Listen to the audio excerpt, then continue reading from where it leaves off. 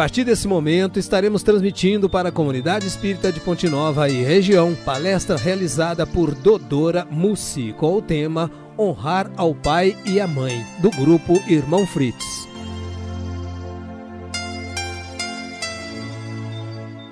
Queridos ouvintes, vamos acerenar nossos corações, tranquilizando nossas mentes, agradecendo a Jesus por nos dar a oportunidade deste encontro.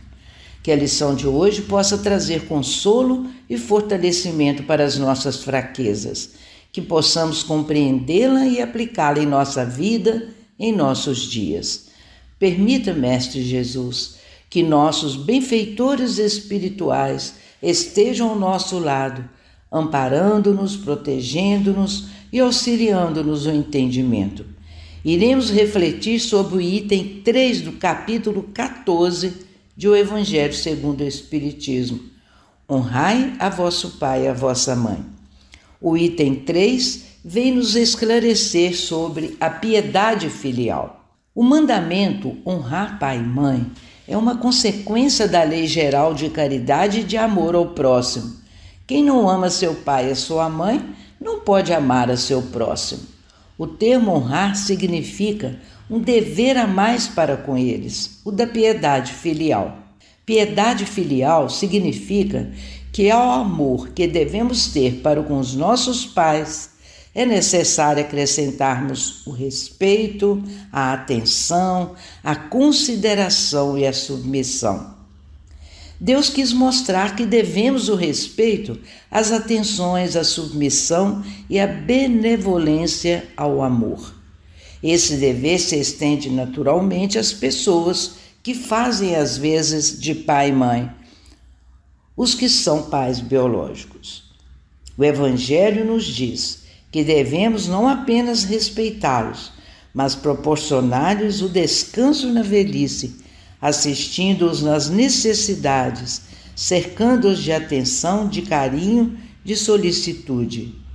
O Evangelho nos diz mais, nos diz que a piedade filial aceita por Deus não é aquela que se resume simplesmente em dar o necessário para os pais.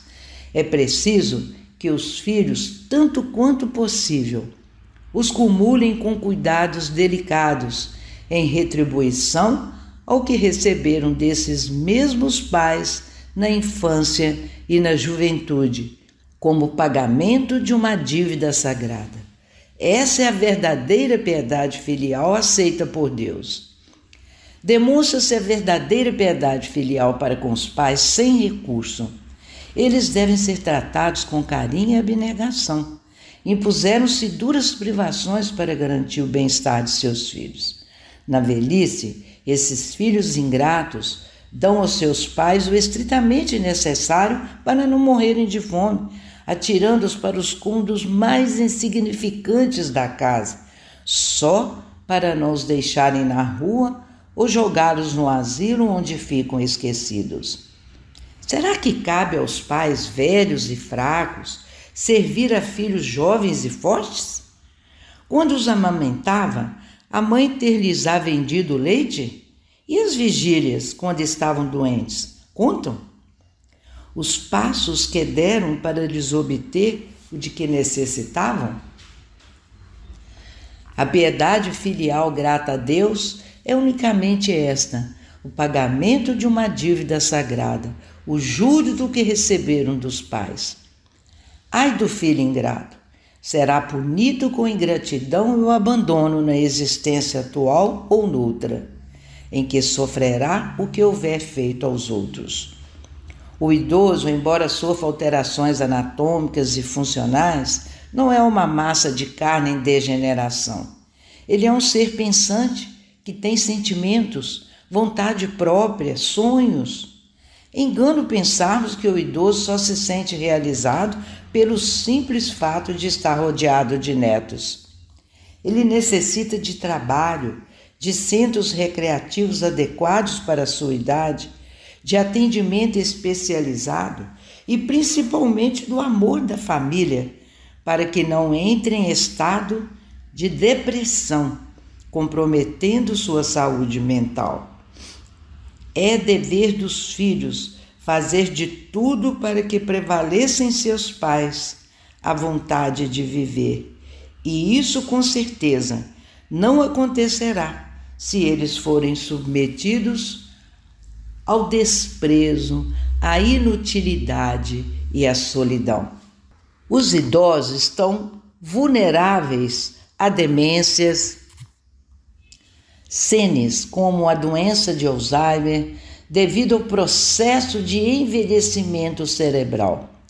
Essas doenças incapacitam os idosos, levando-os à alteração de comportamento, irritabilidade, agitação noturna, hostilidade, perda de memória e fatalmente a morte.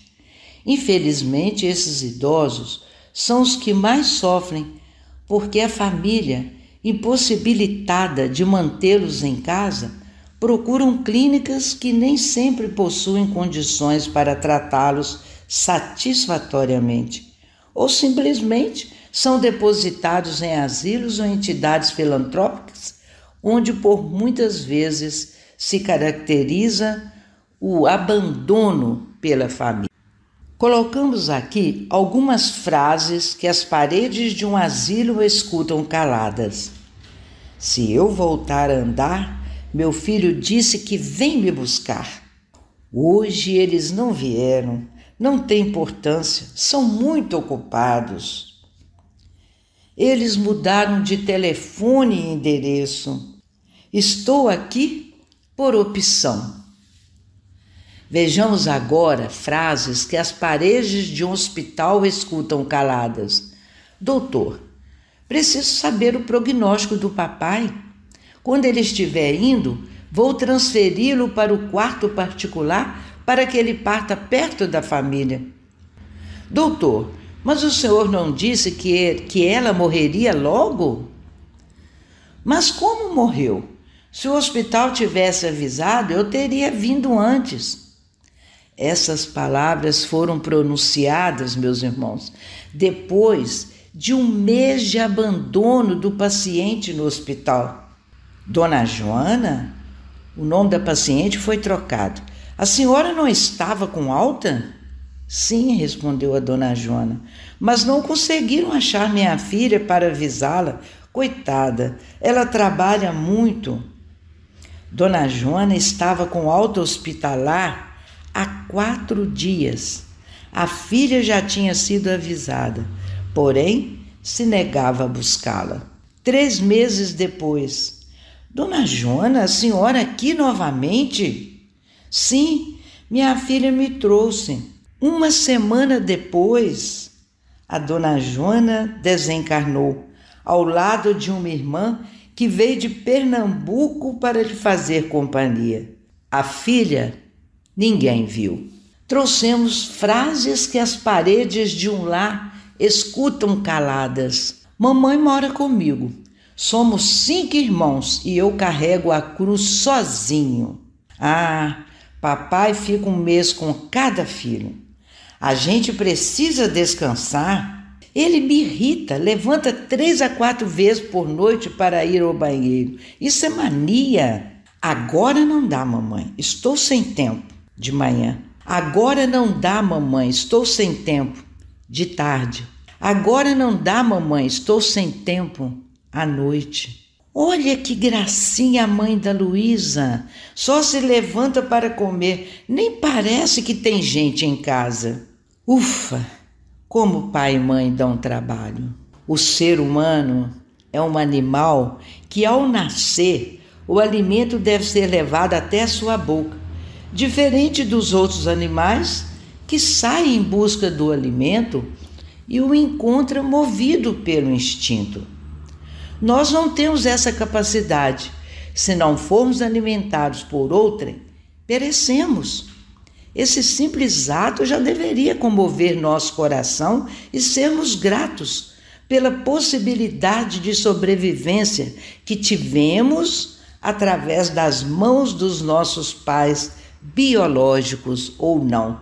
Porém, não vamos nos acomodar na ideia de um dia sermos totalmente dependentes de filhos. É nosso dever nos prepararmos para a velhice e encararmos esse fato com naturalidade. Então, por que não polimos nosso temperamento, procurando corrigir defeitos? Sempre é possível sairmos da mesmice rotineira quando procuramos aprender mais, desafiando a memória. Se colocarmos em prática os ensinamentos do Evangelho, sendo mais pacientes e brandos, caridosos e misericordiosos, será mais difícil cairmos na armadilha do egoísmo e nos exageros da cobrança para com nossos filhos. A paz interior é o melhor remédio. Ela é necessária, inclusive na doença. O indivíduo em paz carrega consigo a tranquilidade, mesmo nas maiores tempestades que o tempo nos reserva. A Deus nada escapa. Se hoje merecemos o abandono e passamos por essa condição com dignidade, certamente essa prova será avaliada, atraindo pontos positivos para a nossa conduta, enquanto que o filho que não cumpriu seu papel de honra perante seus pais receberá a nota equivalente aos seus atos. Alguns pais desprezam seus deveres e não são para os filhos o que deveriam ser, mas só Deus pode puni-los e não seus filhos. A lei da caridade manda pagar o mal com o bem, que sejamos indulgentes com as imperfeições alheias, que não falemos mal do próximo, que lhe perdoemos as ofensas, que amemos até os inimigos, e essas obrigações tornam-se maiores em se tratando de filhos para com os pais. Nesse caso, a falta de caridade se junta à ingratidão. Sobre isso, Joana de Ângeles nos esclarece. Existem genitores que apenas procriam fugindo à responsabilidade. Não compete, porém, aos filhos julgá-los com severidade, desde que são dotados da necessária lucidez e correção para esse fim. Se fracassaram no sagrado ministério, não se furtarão a consciência, em forma da presença da culpa neles gravada. Esta é a chamada piedade filial, encontrada no Evangelho segundo o Espiritismo, que significa que cabe aos filhos honrar seus pais sempre, e cabe somente a Deus julgá-los e puni-los diante de suas falhas. Lembremos-nos, um erro não justifica outro, sobretudo em relação aos pais. Honrar pai e mãe nada mais é que praticar o amor ao próximo e a caridade, na sua essência, uma vez que as primeiras pessoas que amamos, desde o início de nossa vida carnal, são nossos pais. A tarefa de educar com amor não é tão difícil quanto nos parece. Todos nós podemos desempenhá-la, e o Espiritismo nos facilita o desempenho, mostrando-nos a causa das imperfeições do espírito. A criança, desde pequenina, manifesta os instintos bons ou maus que traz da sua existência anterior. Todos os males originam-se do orgulho e do egoísmo. O papel dos pais é de combatê-los, antes que lancem raízes profundas. Se deixarem desenvolver o orgulho e o egoísmo, serão pagos mais tarde com ingratidão. Quando os pais fazem tudo o que devem para o adiantamento moral de seus filhos e não alcançam êxitos, não devem se culparem, porque trata-se de um retardamento e que ele será concluído noutra existência a obra que começaram, e que um dia o filho ingrato os recompensará com seu amor. O Livro dos Espíritos, na questão 681, explica que Deus fez do amor filial e do amor paterno sentimento natural. Mas como honrar alguns pais que muitas vezes abandonam seus filhos fugindo de suas responsabilidades, não só financeira, mas principalmente se furtando de um convívio afetivo com os filhos? Vale ressaltarmos que reencarnamos no mesmo ambiente familiar, não por acaso, mas para resgatarmos dívidas passadas. O filho de hoje pode ter sido o pai negligente de ontem e por isso estão juntos novamente, muitas vezes em papéis invertidos, para exatamente se harmonizarem. Porém, não são poucos que falham nesta missão reconciliadora, e isso nós sabemos bem, pois falhamos todos os dias quando preferimos mais criticar as falhas do que perdoar aqueles que nós mesmos escolhemos como nossos pais no momento do nosso planejamento reencarnatório. Joana de Ângeles nos lembra como devemos nos comportar durante as fases de convivência com nossos pais. Ama e respeita em teus genitores a humana manifestação da paternidade divina. Quando fortes, sê-lhes a companhia e a jovialidade.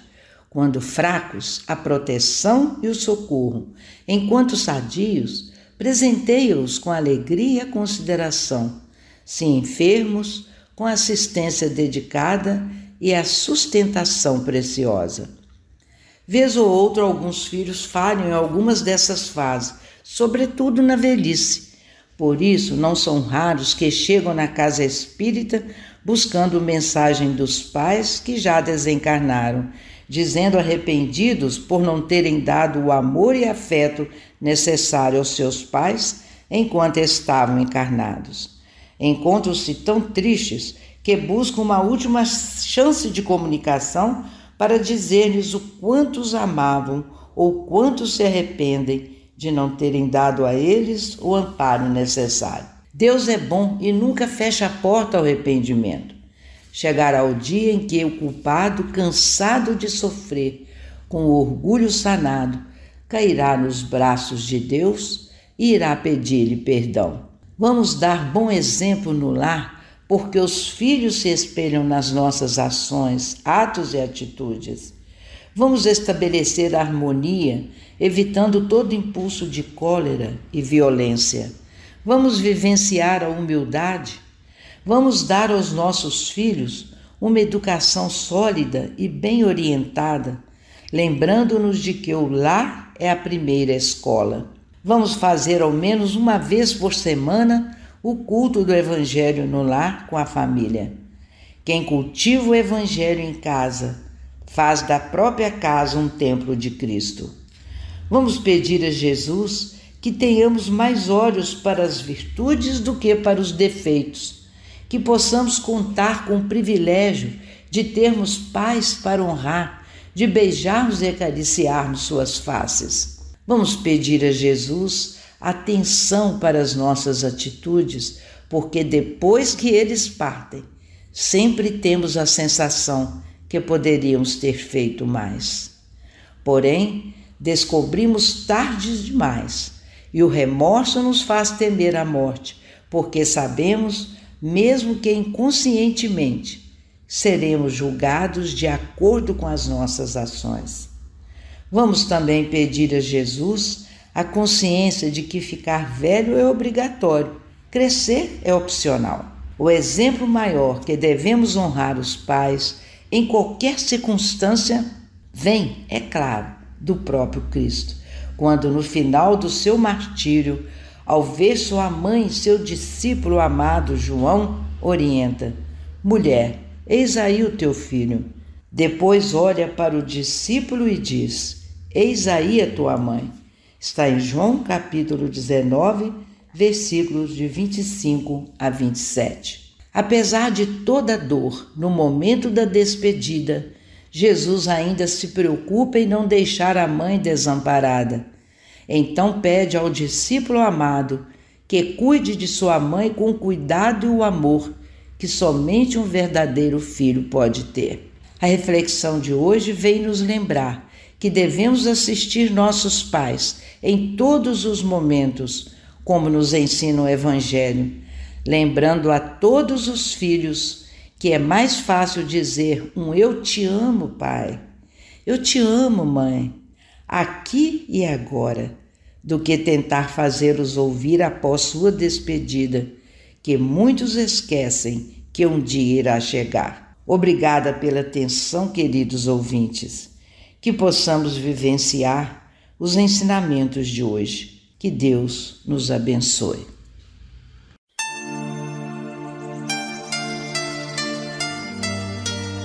Termina aqui a palestra do Grupo Irmão Fritz. Boa noite.